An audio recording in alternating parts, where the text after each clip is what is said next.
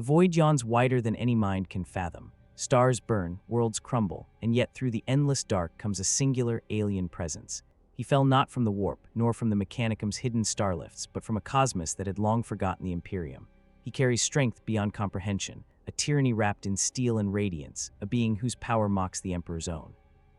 As cities are flattened beneath the weight of his indifference, the whispers begin. Some call him herald, others blasphemy. Wherever he walks, hope suffocates beneath a sky of fire and ash, and yet the machinery of the Imperium grinds on, determined, defiant, and terrified all at once. Before we go any further, I need to be honest with you. Sometimes I look into this endless void, and I see that 99% of you wander these stories but never swear your allegiance. If you stand with me among these tales of war, faith, and fire, then subscribe. It means more than you know. It helps these chronicles of the Imperium reach others who still remember what humanity once was. And tell me, from which world, hive, or system do you watch? I always read your messages. It reminds me that even across the stars, the spirit of mankind still listens.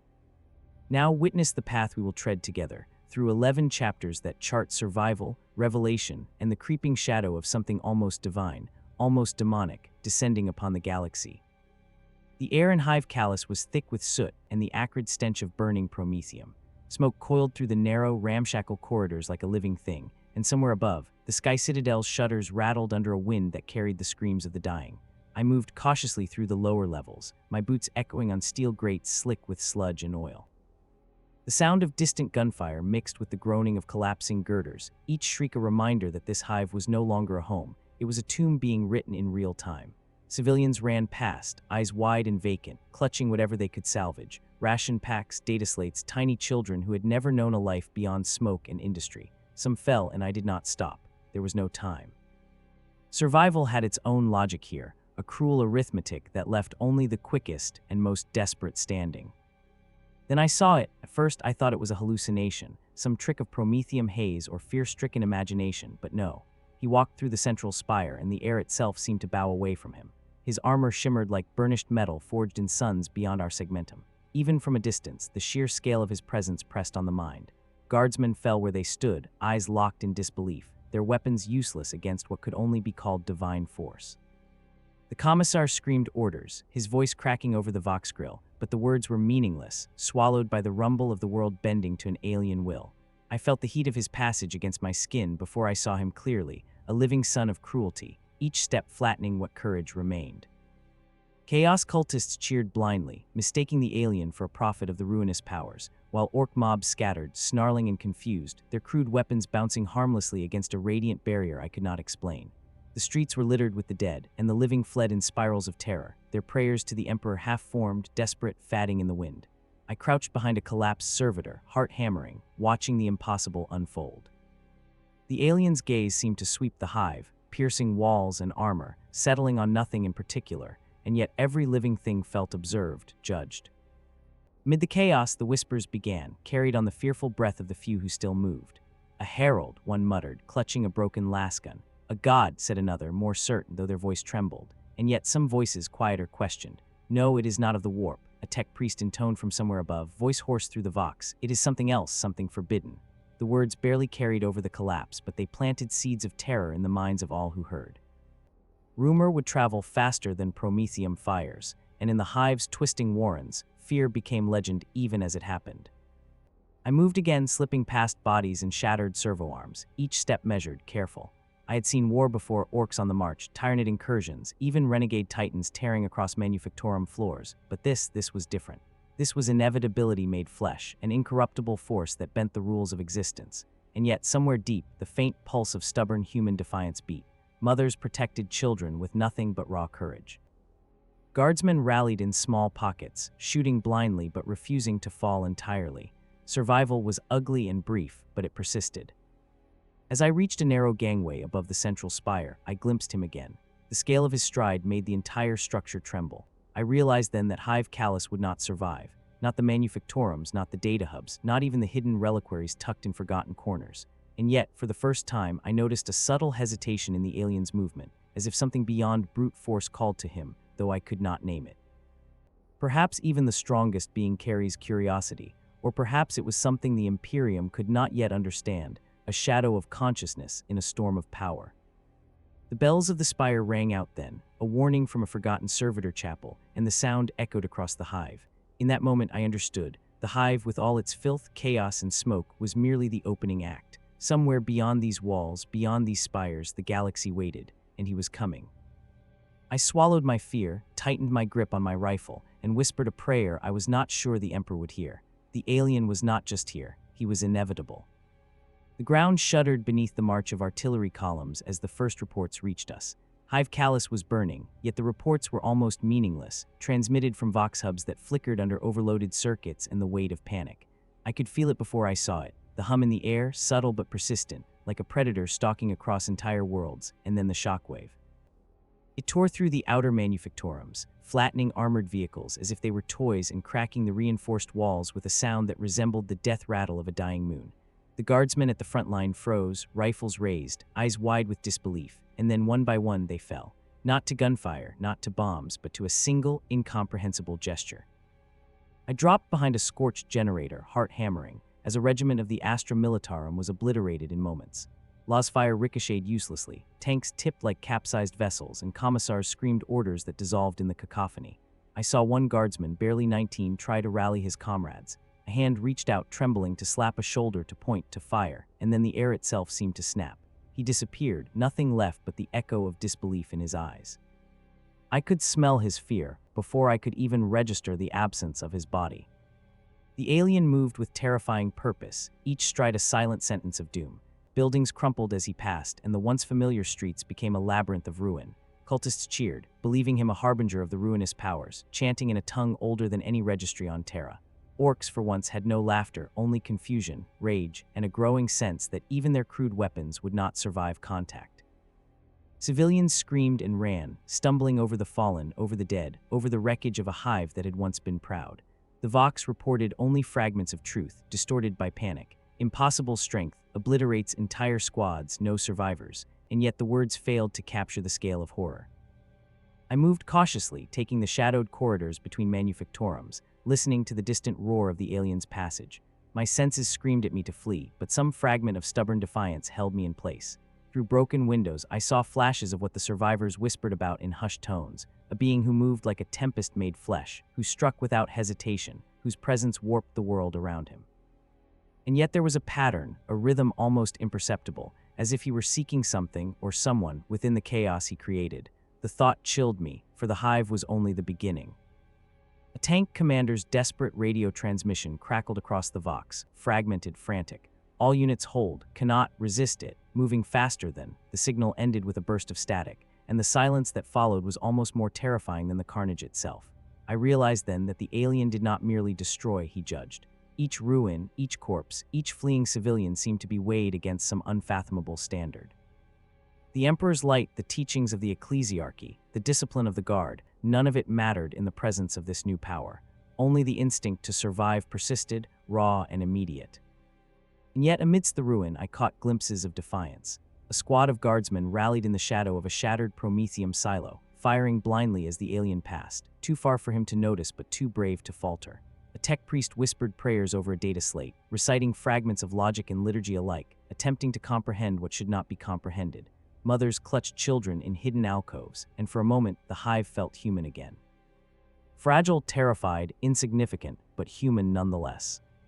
By the time the alien moved beyond the outer spires, Hive Callus was no longer a city. It was an echo, a warning. And yet in that echo I felt the first stirring of understanding. This was not mere destruction.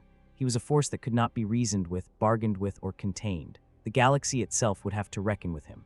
Somewhere beyond the smoke, beyond the shattered streets, the true scale of what had arrived would unfold. And for those of us who survived, the question was no longer if, but when the first strike would come again. The air in the surviving sectors of Hive Callus smelled of burnt resin and sanctified oil, the residue of prayers left hanging in corridors that had no time to mourn. The alien had passed, leaving ruin in his wake, but his shadow lingered as surely as smoke clung to the walls. In the wake of his first strike, faith itself began to fracture. Priests of the ecclesiarchy moved among the survivors, chanting liturgies to the Emperor, yet even their voices wavered. The words, meant to reassure, seemed hollow against the evidence of impossible power. Some whispered that he was a herald, perhaps even a test of humanity's worth. Others dared not speak, eyes downcast, afraid that nomming him would summon the blasphemy into reality. I walked among them, witnessing the small miracles and the desperate prayers, and felt the weight of human fragility. Mothers shielded children with trembling arms, and even hardened guardsmen muttered their devotion under their breaths, as though the touch of faith alone might make the nightmare recede. In the central chapel, a priest, face lined with soot and age, raised a censer, swinging it through the ruined air. The incense mingled with the stench of burning metal, a fragile defiance in the chaos. "The Emperor watches," he whispered, almost to himself, and yet I could see the doubt in his eyes. The alien's power had made a mockery of certainty, leaving humanity clinging to ritual like driftwood in a storm.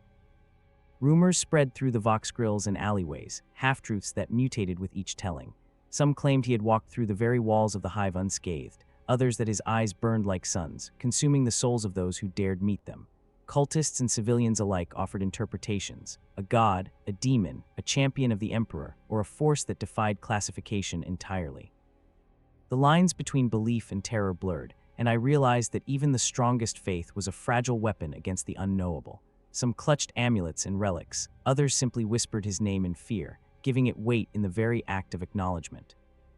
In the Manufactorum levels, the Skidara scoured the wreckage, recording anomalies that defied even the most advanced cogitators.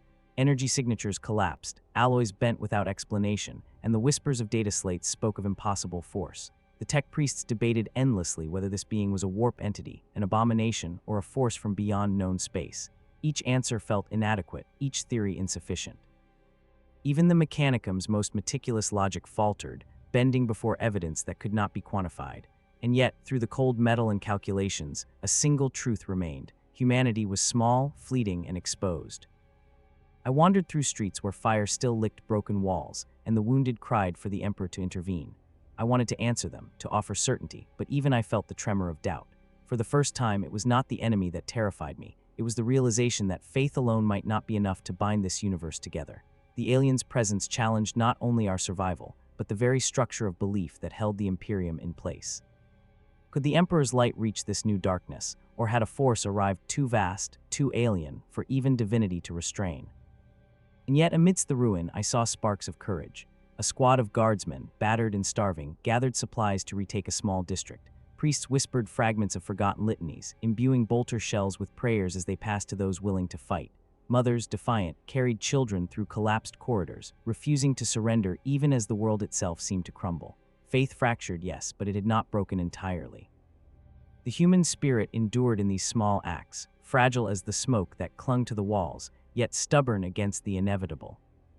As night fell, Hive Callus became a lattice of shadows and firelight, and I understood that survival alone would not be enough. We would need something more: courage, cunning, perhaps even mercy in ways I could not yet imagine. Somewhere beyond the hive, the alien waited, inexorable, his power unchallenged. And in that waiting, the Imperium itself would begin to reckon with its limits, questioning the very nature of war, faith, and what it meant to be human in a galaxy where gods themselves could walk among us.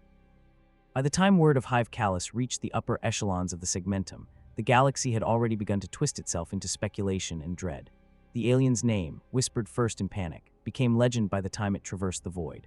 Pilots of the Imperial Navy, scanning the empty systems, reported light bending around a single point like reality itself recoiling, and astropathic signals hummed with static that no mind could fully interpret. Skidare archivists debated in hushed tones whether the force they had witnessed was merely flesh and armor, or whether something more profound stirred beneath that impossible presence. The word apotheosis drifted across the data slates, never confirmed, always suggested, a rumor carrying as much hope as terror. I found myself in the observation galleries of a secondary manufactorum, peering across the void with a pair of binocular-like optics. The debris of destroyed fleets and shattered satellites spun silently, a galaxy in miniature mourning the hive worlds already consumed. And yet, what fascinated me most was the absence of warp signature contamination. This was no chaos-spawned monstrosity, no demon cloaked in sorcery. Some whispered that he might rival even the Emperor, though never with certainty.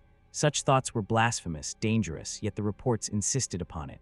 The alien did not burn or corrode. He walked unscathed, unerring, as if the physical laws themselves bent to his will.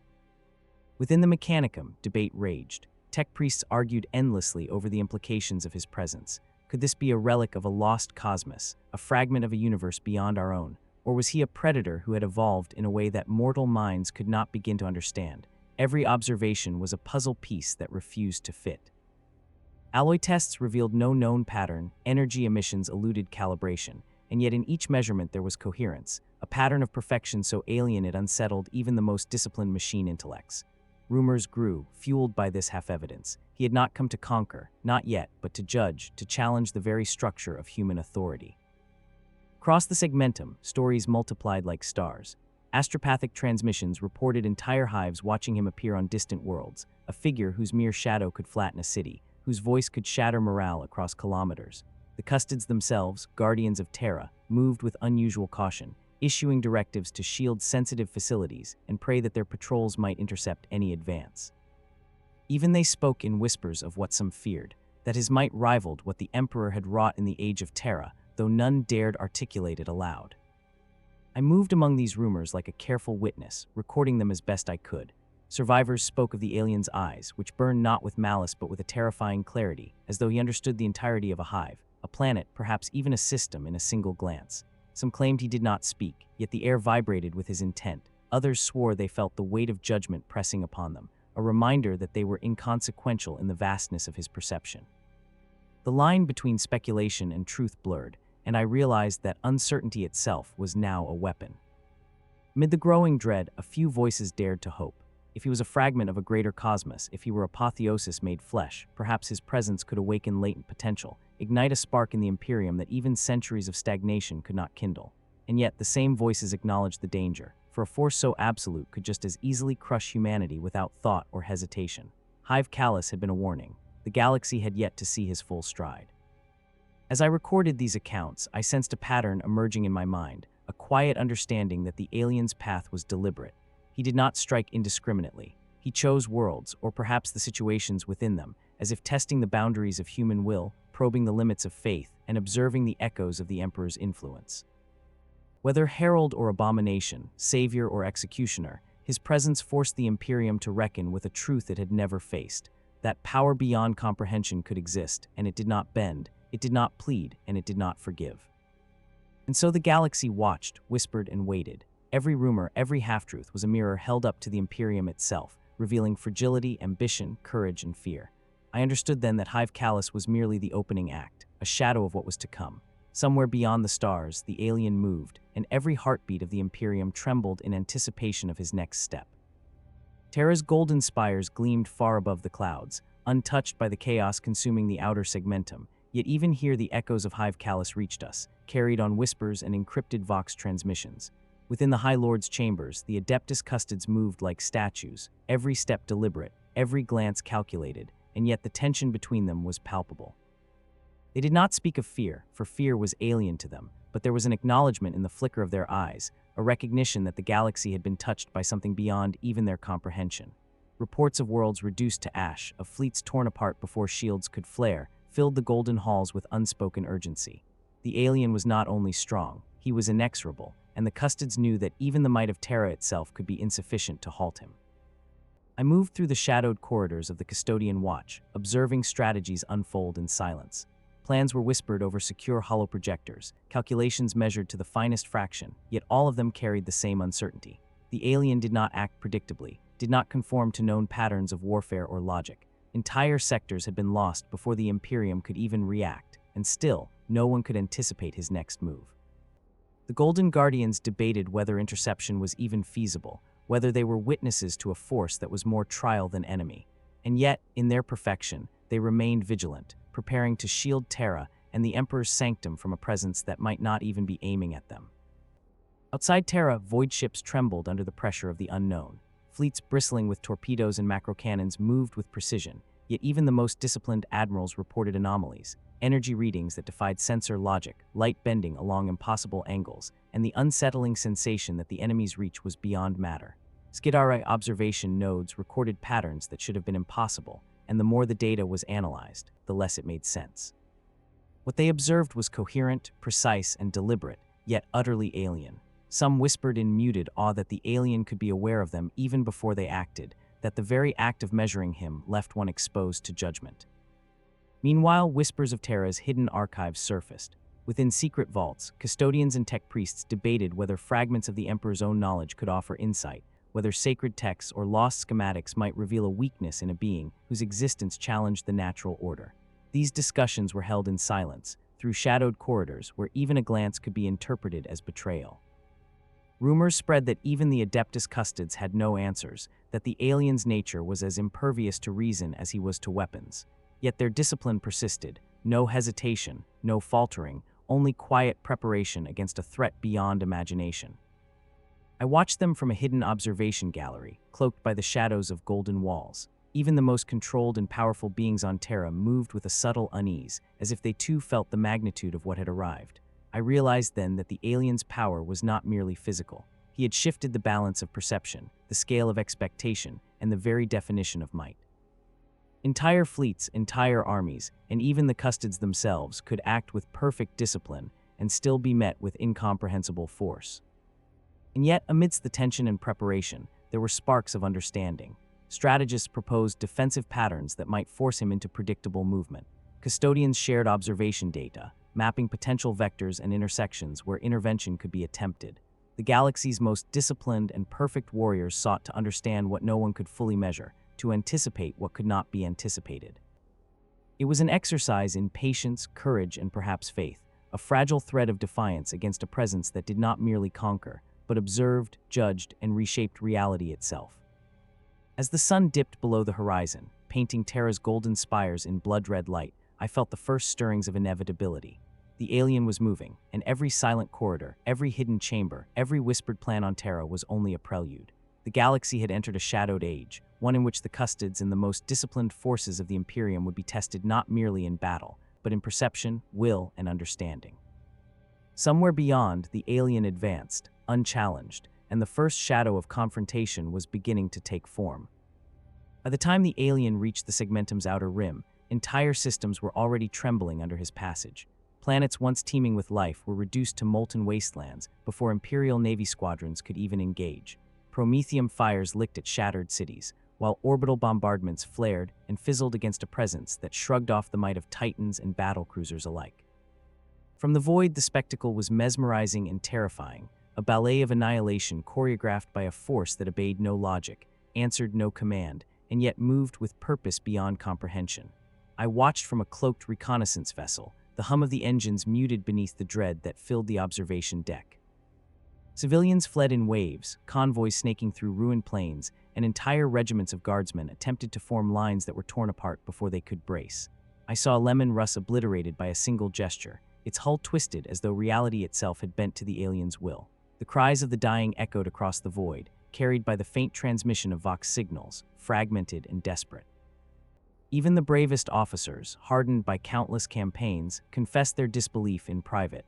This was not war as they knew it. This was judgment, and the galaxy trembled beneath its weight. Reports trickled back to Terra and the Segmentum Command, each more horrifying than the last. Entire hive networks vanished, not with the chaos of bombardment or contagion, but as if consumed by a force beyond physical understanding. The Imperial Guard scrambled, mobilizing every available regiment, but even massive formations were decimated in minutes. The alien moved with a precision that mocked strategy. No ambush, no defensive formation, no countermeasure survived. I noted each report meticulously, each casualty, each destruction of manufactorums, because even amidst despair, the record of events was a testament to human resilience, no matter how fleeting. And yet, amidst the chaos, defiance flickered. Rogue elements of the Imperial Navy attempted daring maneuvers, bombarding from unexpected vectors. Chapters of Space Marines struck from orbit, their thunderous salvos shaking the alien's armor, yet even their might barely slowed him. Each encounter was a grotesque choreography of power. Blows landed, yet they were absorbed, redirected, or rendered meaningless. The galaxy's most formidable forces collided with a being who seemed to exist on a plane of strength entirely his own. And yet, even in the face of annihilation, humanity refused to yield. I moved among the survivors of these campaigns, hearing stories that would be whispered for centuries. A priest spoke of the alien's gaze, calm and unyielding, piercing both body and soul, as though measuring not only life but worth, courage, and fear. A squad of guardsmen told of the alien walking past entire columns, ignoring them, then striking with surgical precision where least expected. Civilians claimed to have glimpsed his shadow stretching across valleys, consuming entire cities in moments, yet never seeming hurried. The pattern was clear, though incomprehensible. He was not random. Every world in flames was part of something larger, a judgment unfolding according to rules only he could perceive. From my vantage, I could see the slow, inevitable march across star systems. Worlds burned, yet life persisted in hidden corners. Refugees fled to lesser-known starports, carrying children, sacred relics, and whatever scraps of hope they could grasp. I understood then that destruction alone was insufficient to describe his presence. He did not merely annihilate, he exposed fragility, highlighted bravery, and tested the spirit of humanity across the segmentum. Each world in flames became a stage for fear, courage, and the unspoken realization that the galaxy had yet to see the full extent of what had arrived. As I recorded these events, I sensed the broader implications. The aliens' reach was not merely physical, it was systemic, psychological, almost metaphysical in its execution. The Imperium, for all its might and faith, was being forced to reckon with a power beyond comprehension, a trial that challenged not only survival but understanding. And in that recognition, a single, undeniable truth emerged: the galaxy would never be the same. The alien was here, unstoppable, and every star, every hive, every soul would feel the heat of worlds in flames long before the first confrontation even began. The air on Hive Veilth was thick with psychic static, a tingle along the spine of every living thing sensitive to the imperceptible currents of the warp. Reports of the aliens' march had reached the Inquisition, and psychers across the segmentum stirred uneasily, their dreams haunted by visions they could neither name nor interpret. The presence of such a being, one not born of the warp, yet moving through space as if unbound by its laws, rippled through the immaterium like a stone thrown into a placid pool. Some experienced whispers, others flashes of clarity, and a few were driven mad simply by the effort to comprehend. I walked through the ruins of a temple dedicated to the Emperor, where surviving psychers huddled, attempting to channel their visions into understanding. Their hands trembled over psychic foci, litanies half-whispered, yet each spark of insight was fleeting, obscured by the alien's weight. "It is not warp-touched," one muttered, voice cracked with fear, "and yet it moves as though the warp itself acknowledges it." The observation was chilling. In centuries of battle, the warp had always reacted to mortal actions, to chaos and faith alike. And yet this presence elicited something else, an almost reverent disturbance, as if the universe itself paused to note a force beyond mortal reckoning. Across the segmentum, astropaths strained to transmit warnings. Many went silent mid-transmission, their minds overloaded by impressions of power too immense to interpret. Some received glimpses of worlds aflame, fleets disintegrating under impossible force, entire hives collapsing, yet these were but fragments of the whole picture. The warp, normally a chaotic mirror of the material universe, seemed to bend, respond, and whisper secrets no mortal mind could fully grasp. Rumors spread in hushed tones. Some believed he was a god from another reality, a champion of a cosmos unknown, a being whose existence was proof that the Emperor was not alone, nor supreme in absolute terms. The Inquisition moved cautiously. Ordo Malleus reported nothing, for there was no demon taint, no warp corruption to trace. Ordo Hereticus noted the alien's effect on belief and morale, seeing seeds of rebellion, despair, and awe alike. Ordo Xenos debated whether he was a weapon, a sentient virus, or a force that could topple entire systems without firing a single shot. The three branches argued endlessly, each insight refracted through their own doctrines, yet none could resolve the truth. Even the most disciplined minds felt the weight of uncertainty pressing in like gravity. Meanwhile, psychers glimpsed fleeting visions of his path, a trail of judgment and examination, precise and deliberate, yet horrifyingly vast. They reported flashes of knowledge they could not retain, truths they could not articulate. He sees the galaxy as one organism, one whispered, eyes wide, and humanity is only one pulse within it. We matter, but barely. Such confessions were fragmented, inconsistent, yet the impression of an intelligence beyond comprehension persisted. The warp responded, trembled, and yet it did not corrupt, it observed. I followed these reports, connecting threads across worlds and psycher transmissions. Even in moments of fear, a pattern emerged. The alien's purpose was neither malevolent nor chaotic in the conventional sense. He acted with precision, as if testing the Imperium itself, forcing revelation through destruction, examining courage, faith, and resilience. Each psychic echo hinted at judgment, not chaos, measurement, not malice. Yet the effect was the same. Worlds burned, fleets shattered, hope tested. As night fell on Hive Veilth, I watched psychers weep silently over visions that were too much and too little all at once. The warp itself, normally a volatile sea of emotion and corruption, had become a mirror, reflecting the scale of a force beyond all previous comprehension. And through it all, the alien moved, unseen yet omnipresent, inexorable yet deliberate, shaping events as a god might study an intricate design. The galaxy trembled, the warp shuddered, and I understood that survival was no longer the only measure of worth. Humanity would be judged in ways unseen, tested beyond the realm of mortal strategy or faith, and the consequences would ripple through every star, every hive, every soul. The first coordinated response came too late, yet it was all the Imperium could muster. Fleets converged across the segmentum, Titans strode from Forge Worlds, and chapters of Space Marines were deployed in waves, their banners snapping in the vacuum of orbit as if to declare defiance itself. Every maneuver, every strategy was executed with flawless precision, and yet as I watched from a command frigate in orbit above a doomed world, I understood the stark truth. Perfection alone would not be enough. He was beyond perfection, beyond prediction, and each assault we launched seemed to play into a rhythm only he dictated. The alien moved like a living tempest across the surface of worlds. Cities fell in moments, orbital defenses crumpled before his approach, and yet his strikes were measured, surgical, deliberate. Entire regiments of the Astra Militarum were annihilated not by firepower, but by the force of his will, as if the laws of physics themselves yielded at his presence. I witnessed a battle wherein a single gesture reduced a mechanized company to rubble, yet a squad of Imperial fists charging with bolter and chainswords survived intact, untouched, as if their courage had been noted. This was no indiscriminate destruction. This was judgment, and it was precise. The roar of Titans shook planets as they unleashed volleys of weaponry, but the alien moved through the chaos unscathed, responding not with reflex, but with an awareness that bordered on omniscience. His presence distorted reality itself. Buildings bent before him, artillery shells faltered mid-flight, and the very air shimmered with the weight of a power that mocked comprehension. The psychic echoes of his passage reverberated through every vessel and mind, leaving commanders whispering prayers even as they barked orders. Survival was no longer about tactics. It was about perception, understanding, and the stubborn persistence to endure what no one should endure. Amid the chaos, heroism flared in fleeting bursts. A strike team of Ultramarines, cut off and surrounded, held a ridge against his advance long enough to evacuate civilians from a cratered manufactorum. Tech priests, their robes torn and smoke-blackened, guided convoys through broken streets, whispering calculations and prayers to counteract forces beyond any cogitator's prediction.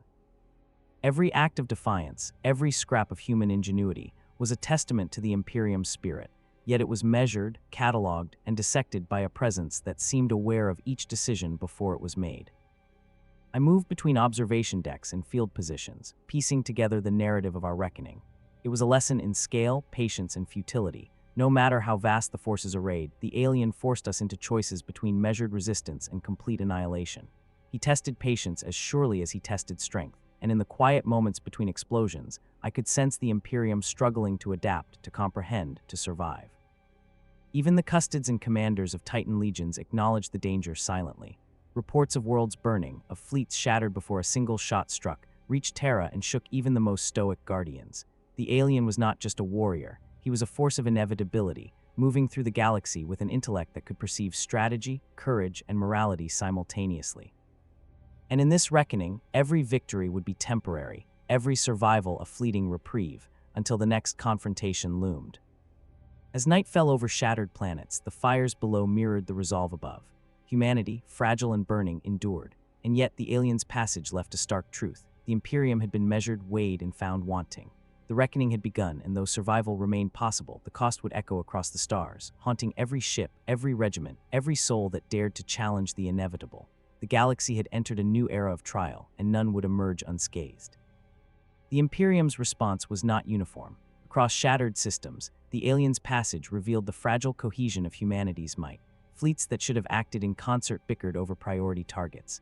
Planetary governors refused to cede authority, believing their own worlds of greater importance, while rival warlords saw opportunity in the chaos, mobilizing their forces to claim territory abandoned by retreating regiments. The alien's presence did not merely challenge strength, it exposed cracks in loyalty, hierarchy, and faith, and the cracks widened with each system he passed. I moved between the remnants of command posts, listening to arguments echo through shattered halls. Officers of the Imperial Guard argued with Navy admirals over fleet coordination, their voices rising even as destruction flared beyond their shields. "If we focus on Lothais, he'll burn Calith," one general shouted, anger and fear mingling in his tone. Another countered that delaying engagement risked Terra's supply lines. The debates were technical, precise, yet beneath them lay panic. Everyone knew that hesitation invited catastrophe, yet no one dared risk decisive action. The aliens seemed to understand this instinctively, exploiting confusion as effortlessly as he wielded raw power. Among the fractured alliances, Space Marine chapters acted independently, guided by honor and pragmatism. Some pursued the alien across scorched worlds, seeking engagement, while others fortified critical locations, reluctant to gamble lives against an opponent who could erase entire regiments with ease. I observed these isolated efforts with a mixture of admiration and dread. Courage was evident, yet the lack of unity left every maneuver vulnerable. In the void, patience and coordination mattered as much as firepower, and humanity struggled to master either. Even within Terra's walls, political and ecclesiastical tensions sharpened. High lords and inquisitors debated which responses were orthodox, which risked heresy, and which threatened outright rebellion. The aliens' presence forced every faction to act outside precedent. Some advocated clandestine strikes, others proposed mass evacuations. The custodes maintained strict discipline, but even their vigilance could not fully compensate for fractured chains of command. Whispers of betrayal and opportunism flitted like shadows through corridors, and I realized that the galaxy itself was a battlefield not just of armies, but of ideology, fear, and ambition. In the turmoil, small acts of unity emerged. Rogue regiments joined with loyalist forces to evacuate civilians from contested sectors. Chapters of Space Marines shared intelligence, forming temporary pacts where strategy demanded it. Tech priests worked alongside astropaths, translating psychic visions into coordinated maneuvers. These alliances were fragile, temporary, yet vital, a recognition that survival required cooperation, even in the face of staggering, incomprehensible power. And yet the alien continued to advance, indifferent to strategy, politics, or loyalty. His passage reminded the galaxy that all schemes, all disputes, all human pride were secondary to the raw scale of his presence. Alliances, no matter how well-intentioned, would fracture under pressure, leaving survival as the only measure of success. In this fractured reality, the Imperium began to understand the terrifying calculus imposed by an enemy whose mind, body, and power were beyond measure. And somewhere in the distance, worlds burned, fleets shattered, and the alien moved ever forward, reshaping the galaxy with the indifferent hand of inevitability. By the time the alien reached the Sol system, the Imperium had marshaled everything it could. Fleets spanning light years converged in orbit, Titans moved into formation on barren moons, and Space Marine chapters readied themselves for what might be the last engagement humanity could orchestrate. From my observation deck aboard a command frigate, I could see the staggering scale of what had been deployed. Thousands of vessels bristling with macro cannons, torpedoes, and lance batteries, while planetary defenses synchronized across data grids, every maneuver planned to the second. And yet, despite this unprecedented mobilization, an undercurrent of dread remained. We were preparing not for victory, but for survival. The alien appeared first in the outer edge of the asteroid belt, and even across the void, the presence was overwhelming. His armor reflected the distant sun in fractured brilliance, his stride impossible to match with engines or thrusters.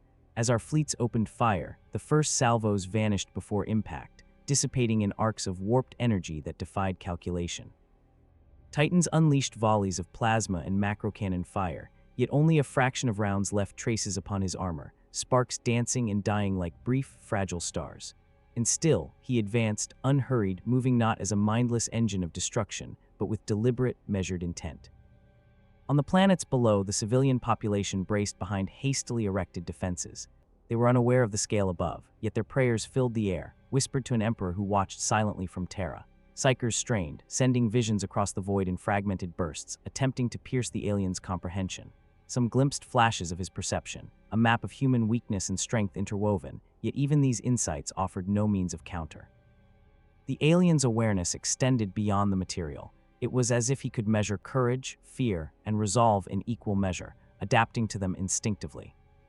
Space Marines descended to surface engagements, bolter fire echoing across shattered cities, yet even their precision struggled against an opponent whose timing was perfect, whose defenses were impenetrable.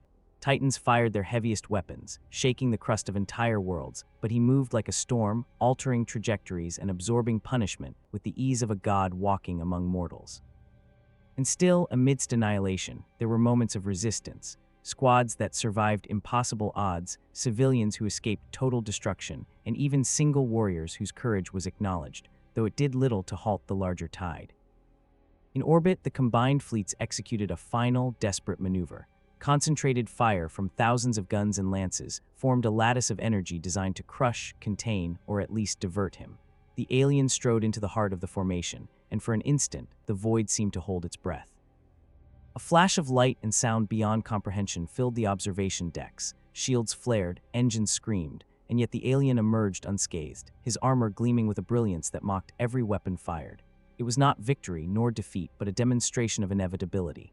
He had arrived, he had judged, and he had acted, leaving the Imperium to reckon with the scale of a power that could not be countered by firepower alone. I understood then that the confrontation was more than physical. It was a reckoning of strategy, courage, faith, and perception. We had thrown every resource into this battle, yet he had exposed the limits of human endeavor. And even as the fleets regrouped and survivors tended the wounded, a silent acknowledgement passed through every command post. This was not the end. The alien would move again, and every subsequent engagement would be a lesson, a test, and a measurement of the Imperium's ability to endure. The final confrontation, as we understood it, was never about victory. It was about survival against an impossible standard, and the galaxy trembled in the shadow of inevitability. The smoke of burned worlds lingered in the void long after the alien departed, leaving trails of devastation that would scar the segmentum for centuries. Entire fleets were gone, hives lay in ruin, and yet life persisted, stubborn as the flame of a single candle against the darkness. Survivors emerged from wreckage, their faces etched with disbelief, fear, and the quiet, stubborn courage that had allowed them to endure what no doctrine, no faith, and no firepower could fully prepare them for. The galaxy had survived barely, and yet nothing would ever be the same. On Terra, reports reached the High Lords and the custods of worlds that had been consumed, and the weight of inevitability hung in every corridor. Strategic adjustments were made, fleets reassigned, and the Inquisition began an endless cycle of investigation into what had occurred.